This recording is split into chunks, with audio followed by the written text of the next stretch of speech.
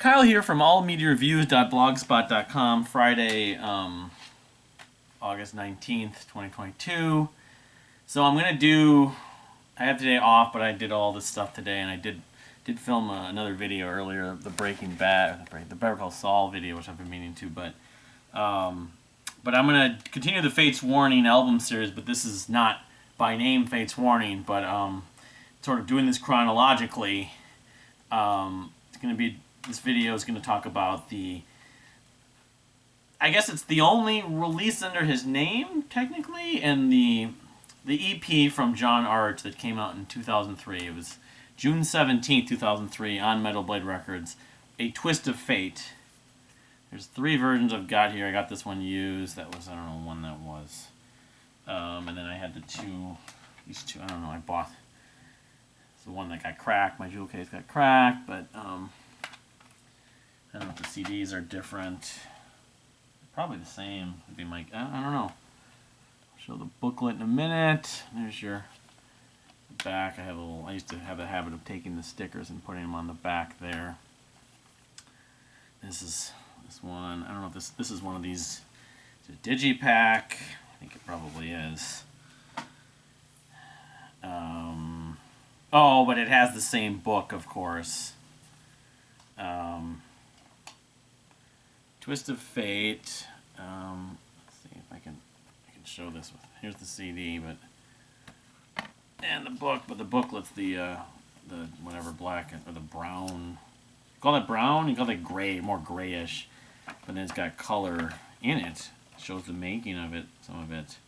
I remember that photo that John posted online. The origin of this, there's some backstory, obviously, like there always have to give. For better or for worse.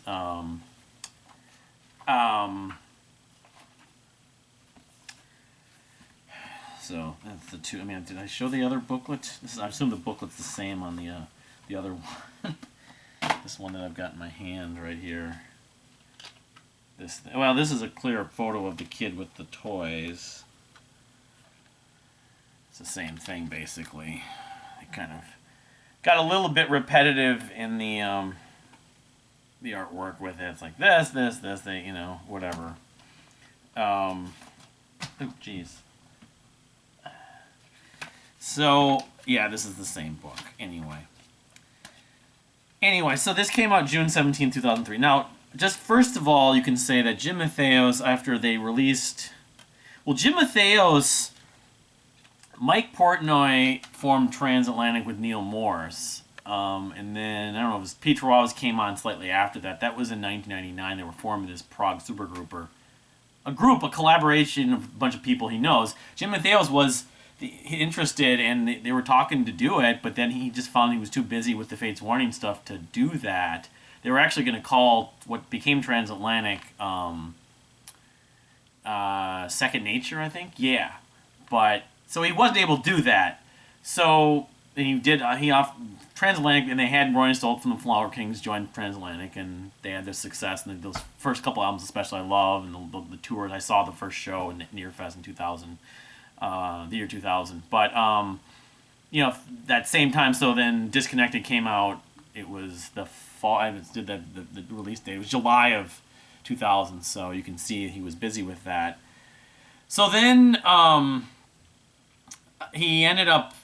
Well, yeah, after that they toured for Disconnected with Savatage. I don't know if they did Europe, but the experience working with Kevin Moore with Disconnected and previously with Pleasant Shade of Grey, especially, their working relationship was good enough that they wanted to work together again. Then they formed what known as OSI with Mike Portnoy and I think Joey Sean Malone was the original bass player on OSI. The OSI album came out, it was like February or March. It's right around the time of the Iraq War, where we went into Iraq. And I associate, because a lot of OSI had to do with military, government, agencies, that kind of stuff. And so I associate that with going to the Iraq War with... And even they did a cover of that Neil Young song, which had samples from Rambo, actually, or First Blood, I think it was. So, yeah, Jim Matheos did that collaboration with Kevin Moore, and Mike Portnoy was the drummer. They had Sean Malone, but they also, when they were doing it, were going to have another vocalist. They had Steven Wilson guest on the song "Shutdown," but they actually had contacted Daniel Gilmour, from what I understand, and he wrote vocals for what became parts of the different album and that thing, the thing that never was, but it didn't happen. But from what I remember reading also around that time, this was like 2001, 2002, he was also talking to John Arch. And John Arch had left Fates Warning in 1987 after touring for Awaken the Guardian. He'd end up, and I haven't gotten that far in the book still. I'm trying to read the book, but just keep it interrupted. He auditioned for, famously, and they had recordings for Dream Theater. There's some of the early Dream Theater songs from When Dream and Day Unite that John Arch sings on. But it wasn't just ultimately going to work out, because he had, I think he had his wife, he had been married to his wife, married his wife recently, and then they had a kid or something like that. And he just kind of felt like the rock star lifestyle probably wasn't the best move for him. So he kind of he became like a carpenter, I guess, John Arch. I remember reading about this when this thing came out. So, but he was in contact with Jim, but wanting to work on music. And at the time, Jim was writing, I guess, music for OSI, but that didn't work either. You know, Daniel Gilmour, also John Arch, just ended up having Kevin Moore doing the lead vocals, which turned out really good, especially the first record, and having Steven Wilson guest on the one song "Shutdown." So instead, John Arch was still writing this music, and then he decided, well, maybe you could play on the music I've written. And so he put up this EP, and so it was 17 years. This finally did come out not that long after OSI's debut album came out in June that year. And myself, while I love Fates Warning, and at that point I always loved the John Arch stuff, as I've talked about, but I guess given the choice between the two, I kind of lean toward Ray's vocals overall.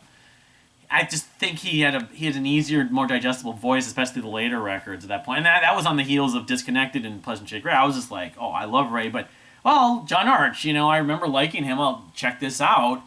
And the fact Mike Portnoy on his forum and stuff on his message board talked about it. A lot of people were really excited about this. Portnoy plays on this, and I will say this. To this day, I don't think I enjoy another drum performance more from Mike Portnoy than on this EP. This EP is 2 tracks. Relentless, which is 12 minutes and 25 seconds, and Cheyenne, which is 15 minutes and 36 seconds. Clocks in at a total of 28 minutes and 1 second. There's bands that have full-length albums that are actually shorter than that. Is that Born Over Cyrus debut album, and I think First Kiss Kiss album that's like 32 minutes. Anyway, this feels longer than just an EP. Always. I mean, they're 2 epics, 2 like mid-length epics, you could say, progressive metal epics that are so well crafted, and the production is just pristine. Jim Matheos' tone, and I was talking about how I've loved his tone basically throughout the whole history of his professional career, namely with Fates Warning, but from Pleasant Shaded Gray on to Disconnected on to OSI and this especially, it was just a massive winning streak for Jim Matheos. He co-wrote Relentless, the first track, but Cheyenne was like solely written, I guess, by John. But I just revisited it again. I've always loved this EP from the get-go. And I'll say that John Arch, while the character and the vocal voicings, the vocal lines that he used on those first 3 Fates Warning albums have a lot of charm. They're great. Even with remastering, they still have a sound of their of their day, of their time frame. On this, he sounds remarkably better, more mature in some ways, even though the stylings of his sort of lot of words, singing them the way they sound, the accents on certain words, the syllables he's singing, kind of like Johnny Anderson from Yes, a lot of other vocalists that do this, especially in progressive music. It just sounds very refined, and I noticed that a lot of people, Fates Warning fans that never liked the John Arch music, like this, and new people that like this, and then proceeded to also enjoy his work that he did after this, which I'll get into later in other videos, the 2 Arch Matheos records. But yeah, I mean, the guitar tones. Some of this sounds a little bit like Soundscape. The guitar tones, the kind of almost electronic sounding guitar tones, the crescendos, the movements, the emotion, the passion, the lyrics. Even though he's singing them the way they sound in some ways, Relentless is like, that Misery Loves Company line, which I'd heard many times before that, but I always think of that. I think of that song for that line. I think of that line for that song in a lot of ways. Misery Loves Company. It's very therapeutic. It's like I don't know if this is sort of a little bit of frustration on John's part all those years where he was a singer in a band. He loved doing music and wasn't able to. He's just like, I'm going to get all my frustration with these lyrics about, being retired for 17 years when he could have sang. I mean, that is in some ways sort of unfortunate. We had all these years of, John Arch didn't do any singing that I'm aware of, didn't any recording or writing, which we could have potentially had, even if it wasn't with Fates Warning. And Cheyenne is just gorgeous at times. The strings and cello work on that song. It's very grandiose, very kind of symphonic and operatic at points. I think there's many highlights, but maybe my favorite part is when he gets into the sort of. I played this on the radio on Radio K. I did like one of their guest spots. And I played that, and someone made a comment on one of the message boards when I was talking about that, saying it was comparing to Nusrat Fateh Ali Khan, the ethnic chanting that na na, and Cheyenne is. It's not entirely, but I know the inspiration and reference of the song and the person or whatever is Native American. John Arch, I don't believe he actually is Native American fully, but he has very good connections. I know that. I remember reading that in an interview, and I think, I don't know if it's someone he knew, someone he admired, someone of that name. I'm not sure, but I've always associated that, and like just with the sound, like in the samples they use, it's very kind of what's the word? Rural sounding. You think about the reservation and the Native American culture, the tribal aspects to it, and a lot of sort of, not entirely, but you can sort of see why they use the acoustic elements in that little section before that and the samples. But Jim Matheos is just an absolute beast on this record. The riffs just are so distinct, and the tone is so great. I don't think he ever sounded better on. At least that string of records, his guitar tone, I could listen to it all. It's like listen to David Gilmour in some ways. It's like or Pat Metheny. I could listen to it for hours almost. But yeah, I mean, the Twist of Fate. I think it was very well received when it came out. Even though some of it, I remember one of the guys compared his vocals sounding like a troll or something like that, or a what's the word? A leprechaun or something like that. Because, he's singing high. He got a high pitch. I mean, it's a falsetto almost at some point. But it was pretty well received. When Arch Matheos then put out music, it kind of got not swept under the rug or forgotten exactly, but it's taken a back seat, I guess you could say. And while I will get into those records when we get to those in the near future, in the next coming weeks, I always defend this release. Even though it's an EP, people can say, well, it's a little like Animals from Pink Floyd. It's only 40 minutes. It's a great record. It's like awesome, but it's not long enough compared to The Wall or Wish You Were Here or something like that, or even Dark Side. But I contend that even though it is 28 minutes, it's just two pieces, two tracks. It's like the feeling I get is like listening to a full album, listening to those two tracks. And I've never if I listened to it every day for a year, I would tire of it. But I've listened to it so many times. It's also very much sort of like against the grain, sort of like, some of it's therapy music. It's like if you're upset, you're going through something, it's good, it's a good outlet. It's very energetic. It's very the twists, the segues, the dynamics, sort of the way everything flows for the most part. There's some other guitar riffs get a little bit repetitive in Cheyenne. It's a little slow, I guess you could say, but it doesn't detract from it enough for me to really feel negative about it even after all these years. So it's almost 20 years old. So anyway, Fates Warning fans, John Arch fans, Jim Matheos fans, what is your overall take on A Twist of Fate? To me, it's really sort of the sound of progressive metal of the 21st century in a lot of ways. As I mentioned, it had Joey Vera on bass, so that's why I'm doing this, including this with the Fates Warning, album series of videos and ranking. I'm going to do 2 lists, I think, as I mentioned in the first one. But Mike Portnoy on drums, Joey Vera on bass. Phil Magnotti, if I'm not mistaken, had worked with on Disconnected, and that name is familiar. I think I mentioned it in a different video.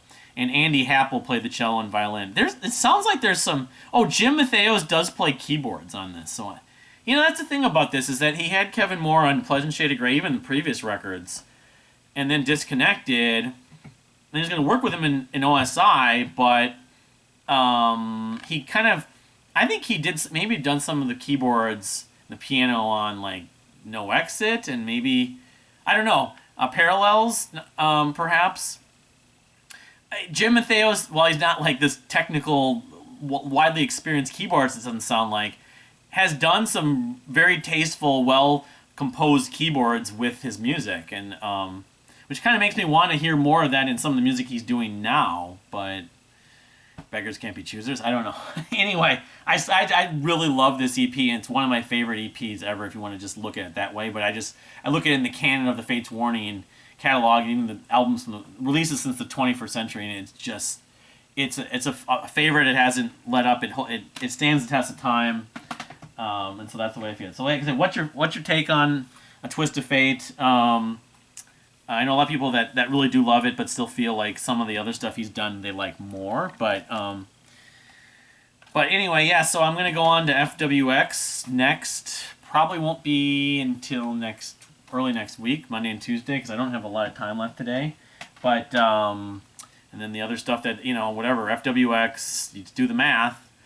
Sympathetic Resonance, then Sympathetic Resonance, Darkness in a Different Light, Theories of Flight,